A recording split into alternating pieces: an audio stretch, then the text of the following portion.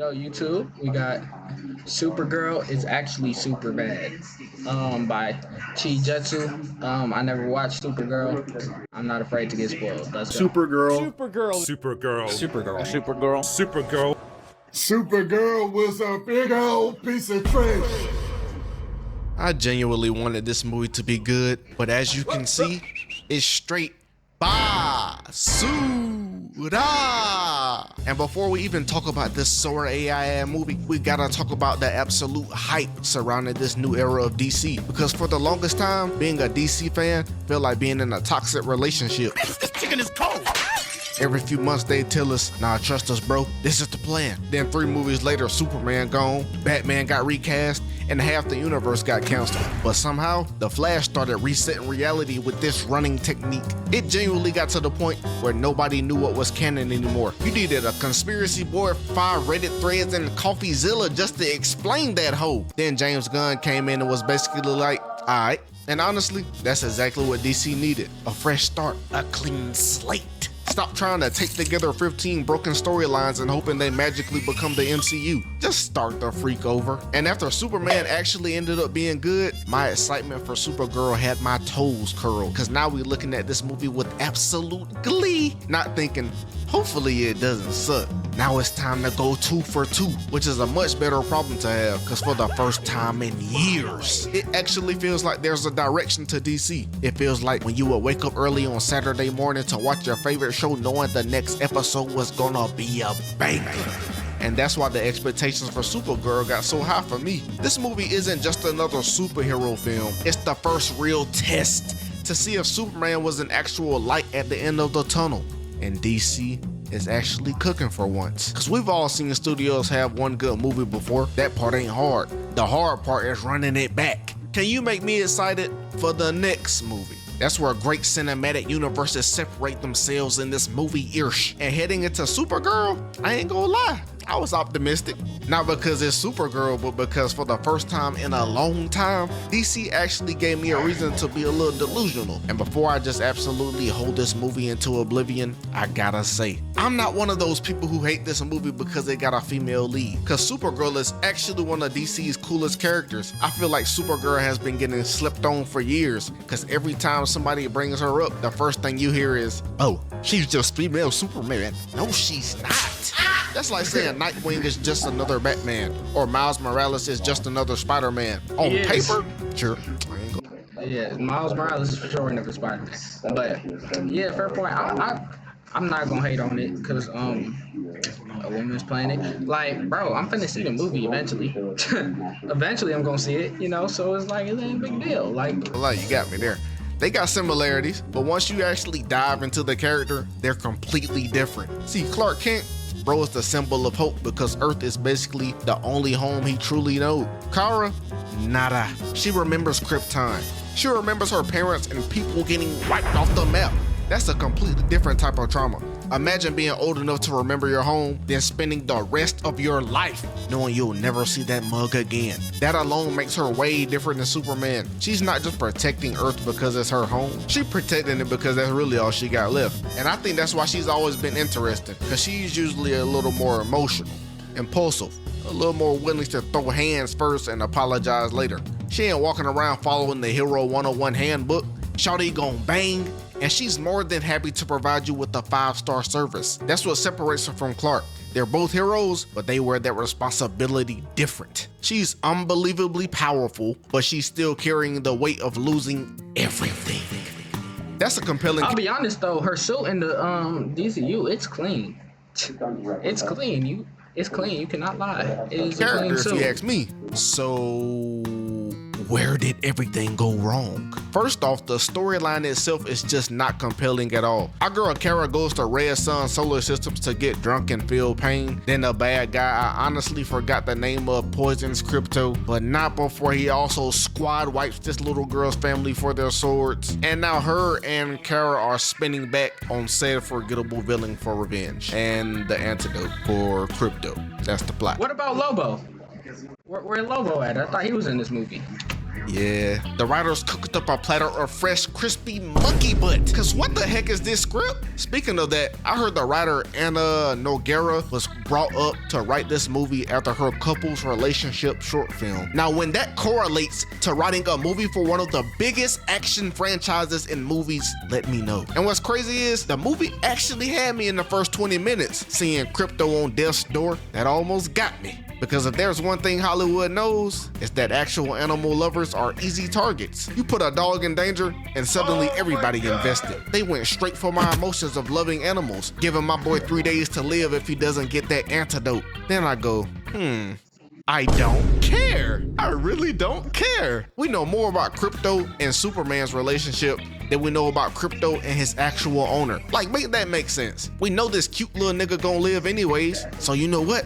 I don't care. And can we talk about the plot armor? Like, how the freak was that yellow sun just always rising to make the perfect sunrise to heal Kara during every convenient time she needed it? Like, the first time it happened, I was like, yeah, that's a coincidence. Okay. But then they started spamming that hoe. Supposedly the movie was based on Tom King's Supergirl comic too, which is a dub because this is one of the highly regarded ones and had the most potential. But not only did they not base it on that mug at all, why did they botch the forgettable nigga? What's his name? The villain. Oh yeah, Krim of the Yellow Hills. Bro in the comments looking like this, but we get this. Like, come on, boo this man.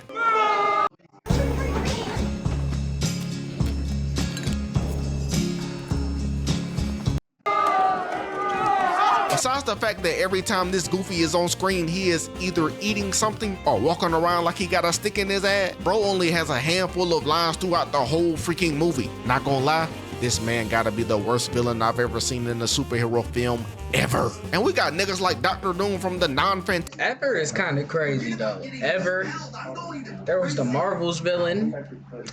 There was the Black Adam villain. There was him. You know, like, I wouldn't say ever. I mean, yet again, I haven't seen it, so maybe he was actually that dookie. But, like, ever is kind of nasty, though. Nasty work. I ain't gonna lie. Ever? I mean, bro, there's even Kylo Ren. Like, from Star Wars, bro. That's his name, right, Kylo? I don't know if I'm tripping. Hold on, bro. Yeah, his name is Kylo Ren, bro. Like, there's even him. I hate him. I don't like him at all. You know, like, there's even him. Like, worst.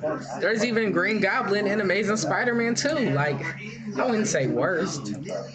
Like, just off first looks, but he could be bad. Fantastic Four movie walking around. Some of the greatest comic book villains ain't the strongest people in the room, but they pushing more pain than this nigga. The Joker can't bench press Batman. Lex Luthor ain't throwing hands with Superman. The Penguin definitely ain't beating nobody in a sprint, but they're memorable. They got presence. The second they walk on your screen, you know, yeah, that dude finna cause some problems for somebody. Krim, bro got the aura of an NPC that wandered into the main storyline. Every time he showed up, I kept waiting for the real villain to appear. I could have swore there was another one waiting to come out the closet. What did he say? I'm sitting there like, okay, who's dude working for? Turns out, he's the guy.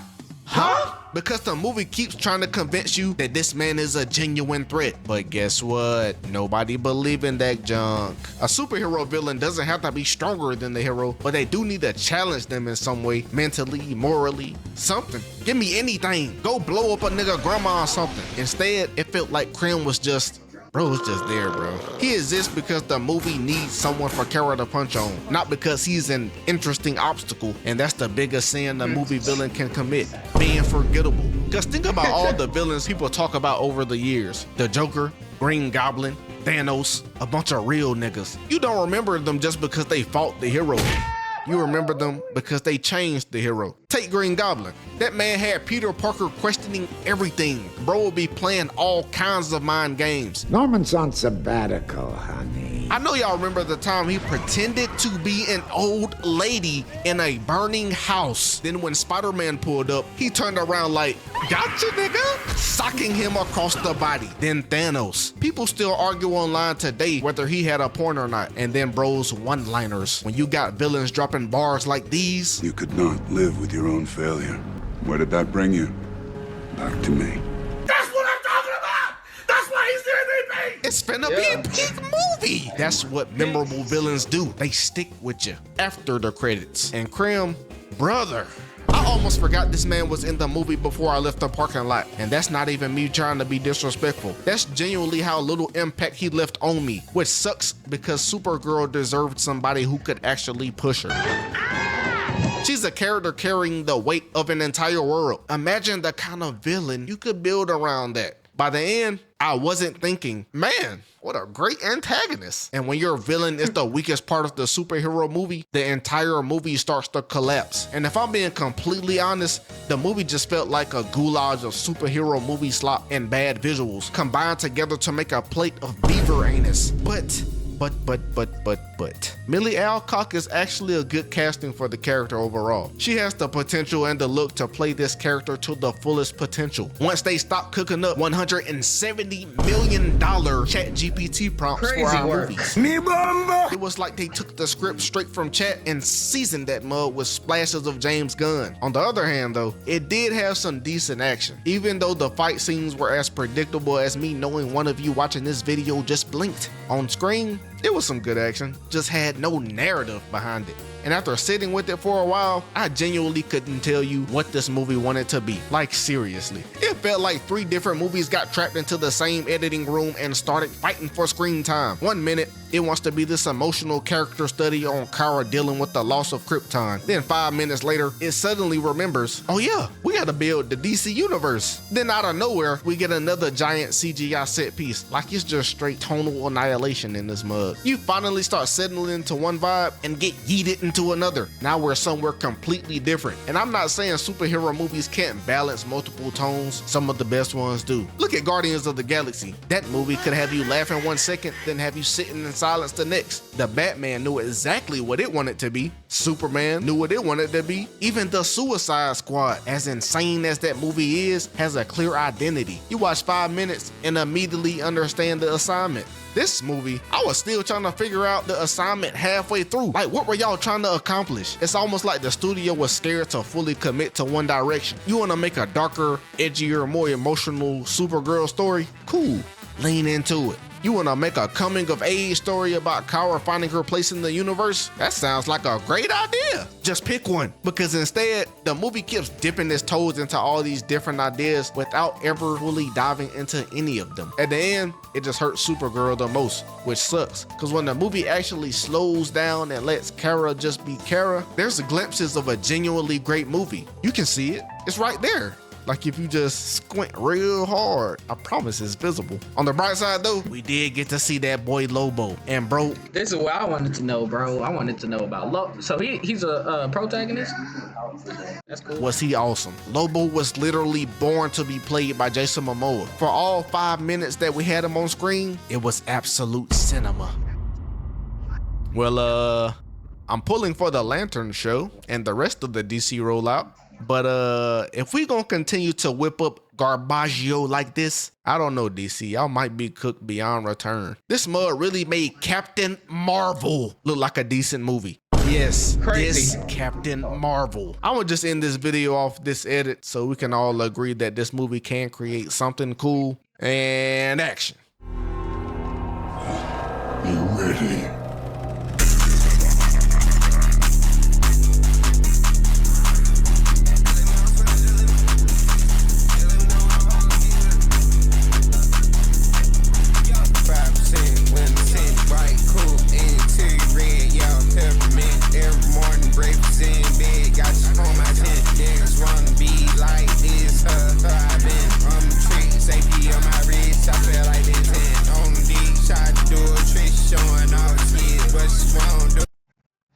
Alright, good video. Good video.